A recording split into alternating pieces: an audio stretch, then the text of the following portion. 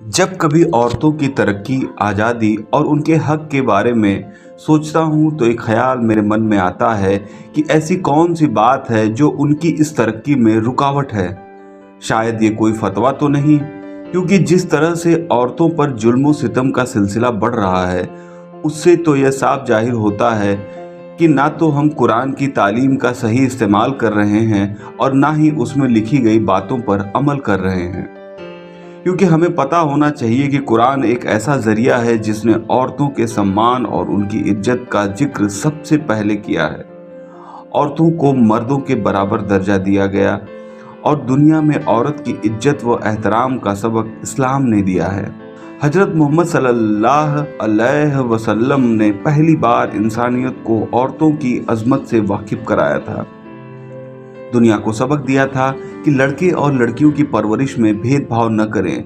लड़कियों को तालीम देने का हुक्म दिया, माँ के कदमों को सीधे जन्नत करार दिया। इस्लाम औरतों को कद्र और इज्जत की निगाह से देखने के लिए कहता है, फिर क्यों बार बार एक नया फतवा जारी कर हम उनके आत्मसम्मान को ठेस पहुंचाते हैं और उनकी तरक्की में रुकावट बनते हैं। शायद इस्लाम में इतनी पाबंदियां नहीं बताई गई होंगी जितनी आज के मौलवी फतवे की शक्ल में इस्लाम का वास्ता देकर लगभग हर दिन जारी करते रहते हैं। कुछ मौलवी कहते हैं कि इस्लाम में फतवे का मतलब शरई हुक्म है, जबकि कुछ मजहबी रहनुमाओं का मानना है कि ये इंसानी राय है।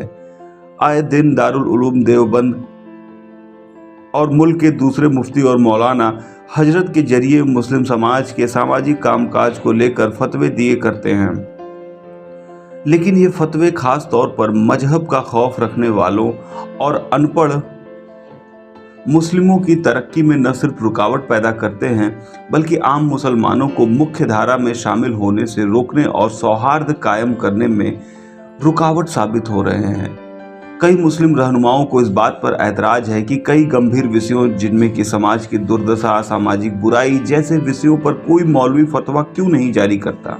अशिक्षा का दंश और आरोपों की गर्मी से झुलस रहे मुस्लिम समाज की औरतों के लिए तालीम हासिल करने का फतवा बहुत ज़रूरी है, जिससे औरतें अपने उन अधिकारों को पा सकती हैं जिनकी वो हकदार हैं और अपने परिवार को सभ्य बनाने के साथ ही मुल्क की मजबूती और अपने मुकाम पर पहुंचने में अहम किरदार निभा सकती हैं। धन्यवाद।